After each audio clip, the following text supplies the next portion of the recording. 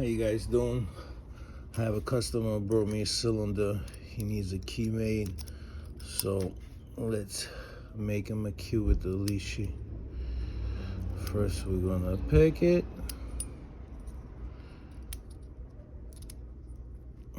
Okay, now we're gonna decode. Number 1 is 2. We'll go to number 1, 2. Number 2 cut is 3.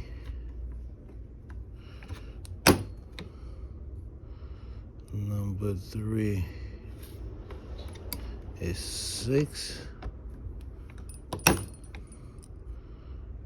Number 4 is 5.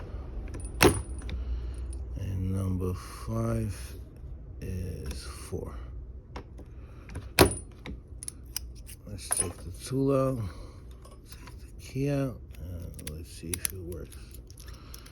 It works. We just made a key for a cylinder.